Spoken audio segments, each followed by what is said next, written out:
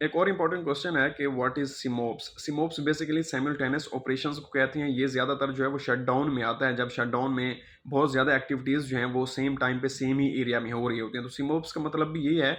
कि multiple activities जो हैं वो एक ही वक्त एक ही एरिया में हो रही हों, तो वो एक्टिविटीज़ आपस में मिल के उनका जो रिस्क होता है वो बहुत ज़्यादा बढ़ जाता है, एडिशनल रिस्क आ जाते हैं। फॉर एग्जाम्पल, एक साइट है, उस पे जो है वो एक क्रेन एक्टिविटी हो रही है, साथ में वेल्डिंग का काम भी हो रहा है और उसी के साथ जो है वो व्हीकल मूवमेंट भी हो रही है या साथ में एक्सकवेशन का काम भी हो रहा है। अब फॉर एग्जांपल, क्रेन एक्टिविटी या क्रेन से अगर कोई भी लोड गिरने के चांसेस हैं, साथ में वेल्डिंग हो रही है तो उसका आग लगने का खतरा है, उसके स्पार्क से एक्सकवेशन है तो वो कोलैप्स हो सकती है, या व्हीकल मूवमेंट है, जब